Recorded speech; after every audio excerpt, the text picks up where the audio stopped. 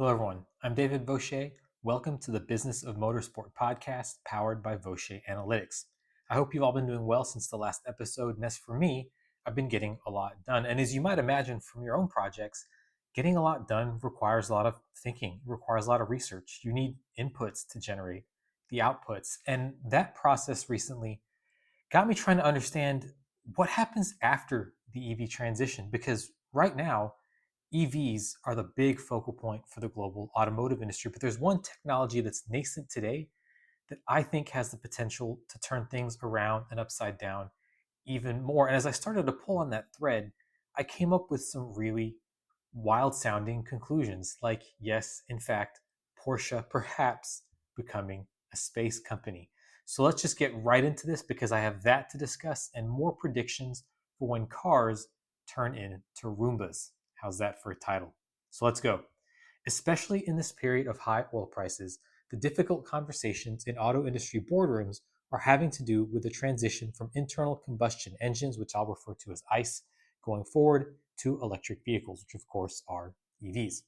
This is certainly a massive shift, but on a fundamental level, it's still nothing more than swapping powertrains. And I understand there's other engineering involved, but nominally, that's where we are. Nevertheless, there are absolutely implications for the environment and the economies of entire countries.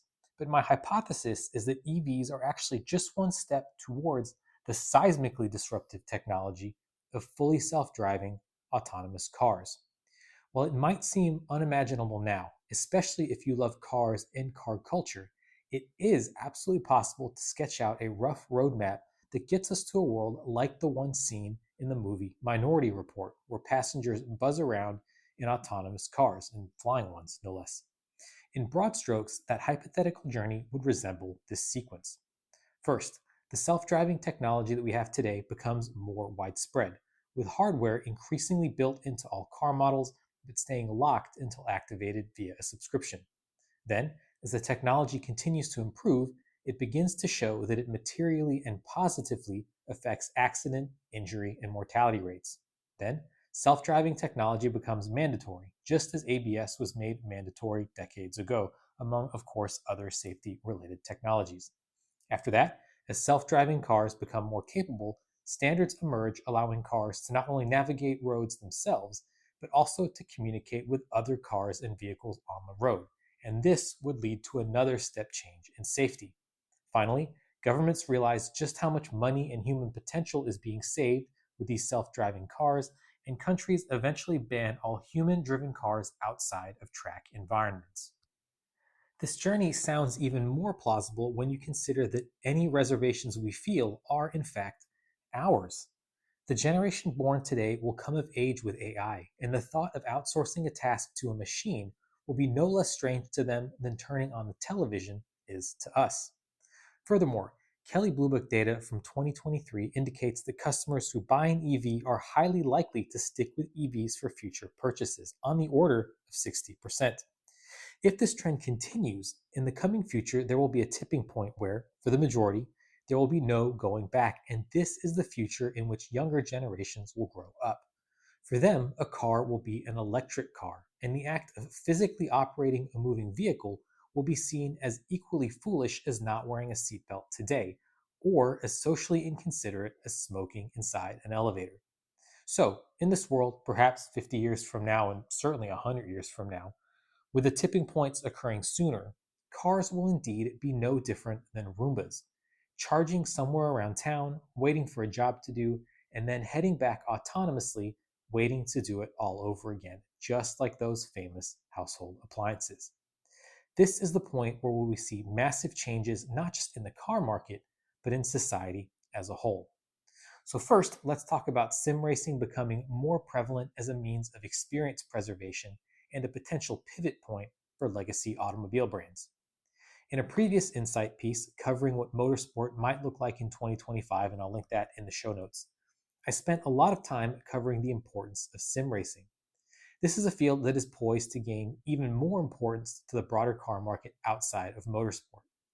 If society does indeed ban human-driven cars and only allows them on track, the experience of car ownership becomes like that of horse ownership today. Rewarding, sure, but only for those who can afford it. Everything that supports owning a car will be expensive, even more so than it is today. In a world with no manually operated cars, with only a relatively small number of them being internal combustion, the number of maintenance facilities shrinks, as does the availability of parts, and of course, expertise becomes more and more scarce as time goes on. So, from an individual consumer's point of view, why not have a simulator instead? Or even just as a complement to an actual valuable car? In 50 years, technology and manufacturing will have advanced to a point where software and hardware will simulate any racetrack or environment with a level of fidelity basically indistinguishable from reality. But only provided the right people with the right expertise are working on the development of such equipment. Exactly the types of people you'd find working today at legacy brands with motorsport heritage. BMW's slogan is the ultimate driving machine. The word machine has until now been a stand in for automobile. But why couldn't the company lean on their expertise as engineers and manufacturers more broadly to make another type of driving machine? After that prediction, let's talk about seeing companies pivoting in directions that seem unimaginable today. And this is the one I think caught your attention from the title. If we pull on the thread of BMW utilizing their core competency of engineering driving pleasure to develop high end simulators, we end up with some truly astonishing lines of thought. In Elysium, another enjoyable sci fi movie, the antagonist is ferried from Earth to the movie's namesake space station via a Bugatti branded space shuttle. Space tourism could be within regular reach of the very wealthy in the next 50 years, and this would be an avenue for today's high end car brands to anticipate. Indeed, cars originally started as transportation for the wealthy. If space tourism picks up, there will again be a new need for associated products and services. Porsche is today facing difficulties in its electrification plans. Going forward, in the near term, Chinese competition will be difficult for all legacy car makers, and may be a future in which Porsche's unique selling proposition, its driving experience, is banned completely. What if we argue that Porsche is really an engineering firm that today just happens to make cars? Under this assumption, could they not pivot in the future towards being a high end engineering company that happens to make transportation generally, in this case, to space? If it sounds crazy, remember that we live in a world where Allbirds, a shoe company, recently announced a pivot towards AI. Whether that works or not remains to be seen, but another example with proven success is that of Garmin. Previously a maker of aftermarket car navigation systems, its very existence was threatened by smartphones hosting navigation apps. So the company used its core competency of marrying electronics and hardware and software to pivot towards being a maker of athletics accessories such as running watches. Following that prediction, here's the third. The car insurance industry will become a niche business and other sectors might disappear entirely. In a world with fully autonomous networks of cars, there will be practically zero car accidents. There also won't be any road rage. There very likely won't even be any fender benders anymore. So, what will be the point of car insurance? The US Treasury released a report in 2025 stating that in 2023, US auto premiums alone accounted for $318 billion.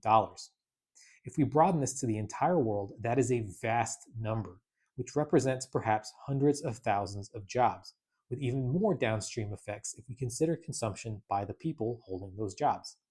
And yet, personal car insurance may be a thing of the past in an autonomous future, existing only as a very niche service, providing very high insurance packages for those with the means to drive a car on track.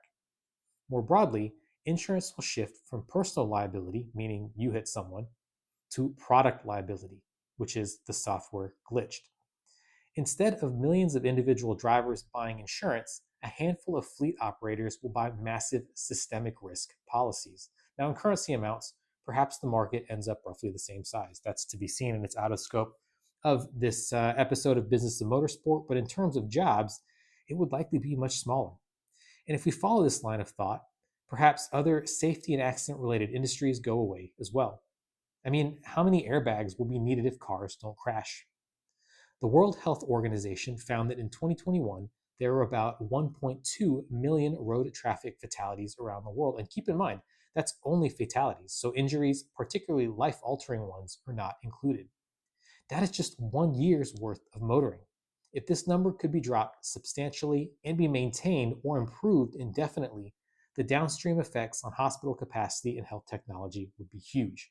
For instance, car crashes are actually a major source of organ donations. So, a future with autonomous transportation would cause a drop in fatal crashes, which causes a donor shortage that then spurs new, substantial, and substitutional technologies. Perhaps such breakthroughs will even come from those who are, quote, saved in a way by a future with driverless cars, because in a world with no crash victims, there is an almost incalculable gain in human potential. The next prediction, number 4 now, is that autonomous vehicles will give people back their own autonomy. Keeping to the human benefits and impacts of fully autonomous vehicle networks, societies will see whole new markets created simply by allowing people to get around more easily or just get around full stop. Now, in 50 years, I will be in my 90s. Whereas people of that age today likely stopped driving long ago, a world where I could just request a car to come pick me up at any time for a flat monthly usage fee would mean I'm able to go out into the world and, of course, consume, opening up a large market of consumers who previously might have been ignored. Parents' time could also be freed from things like routine runs to after school activities, and conversely, children and young adults could participate in activities which they couldn't otherwise due to lack of transportation. And in a world where autonomous cars are sitting still for as little as possible, there will be far less need for parking lots and other car related infrastructure. So there should be plenty more usable space for such activities. And I want to run on that point into the fifth and final prediction for this episode, which is that there won't just be one type of autonomous vehicle, and this will create new vehicle empires. In a world where cars don't crash, the interior becomes an unconstrained architectural space. Seats can face each other, campfire style, or the car could be a rolling bed or office, opening up the possibility of entirely new industries fitting autonomous cars and designing autonomous cars for various purposes. The car, as we know it, won't actually be a car anymore. It will be a means of transportation, but really a physical platform for many different applications, software, or indeed physical ones if you stretch the term to include new ways of outfitting a moving interior. Indeed, with industry standards for sensors and communication established, the many functions that we use our own car today for can be unbundled, to use a term from a slightly different context. But it fits here, and consumers would basically be paying only for the type of functionality they need when they need it. For instance, going back to the example of seniors regaining their autonomy, perhaps there will be a fleet of vehicles optimized for their comfort and health, allowing them to easily get in and out while constantly sending their health data back to their care facility or automated home health assistant. There could be autonomous vehicles perfected for grocery delivery or for allowing consumers to get their own groceries in the most efficient way possible if they still prefer to shop themselves. In small towns like mine, it is easy to imagine a limited fleet of autonomous vehicles similar to something like the Renault Twizy. I encourage you to look that up if you've never heard of it or seen it before. That's Renault and then spelled Twizy. And it's not hard to imagine these zipping around to manage the demand not filled by public transportation, which is, of course, autonomous by that point as well. Today, with some exceptions, it is almost impossible for someone to envisage starting their own car company. The financial and regulatory hurdles are just too big. But if the paradigm is autonomous vehicles that fulfill much more limited functions, with regulations that have yet to be crystallized, then the opportunity is there to create new global companies. A small autonomous vehicle to move quickly around small towns might not seem like a big deal, but multiply that by the number of small towns around the world, and the potential becomes quickly apparent. So the switch from the car industry to the mobility industry will be world altering. For 100 years, the auto industry has been obsessed with the mechanics of powered movement. And for the next 100, my hypothesis is that the winners will be those who treat the act of travel itself almost as an afterthought. It is what happens during the journey that will matter most. While it is easy to mourn the role of the human in the process, it is more productive to look at the massive unleashing of human potential that follows. When we stop spending hundreds of hours a year staring at a bumper in front of us, we regain the capacity to work, rest, and connect, and that's not even accounting for all the lives saved. Legacy automotive brands face a choice. Do they want to become the high-end manufacturers of the most sophisticated Roombas on the planet? Or can they pivot into the virtual, maybe even extraterrestrial frontiers, where the ultimate driving machine still has a soul and is simply the ultimate machine? The car as we know it, a chassis and four wheels with a human controlling it, helped construct a beautiful, dangerous, and ultimately doomed era of history. The future belongs to the Roomba, those silent, tireless, and invisible fleets that will give us back our time, our safety, and ironically, our autonomy. The car is dead. Long live the car. That is it for today's episode of The Business of Motorsport. As always, I really hope you enjoyed it, and I very much want to thank you for the time you spent listening to it. If you want more context, please do check out the show notes. I'll have more links there, and you're welcome to dive in to some of the research that I did myself. On that note, again, I want to thank you so much for taking the time to join me, and I really look forward to speaking with you on the next episode of Business of Motorsport podcast.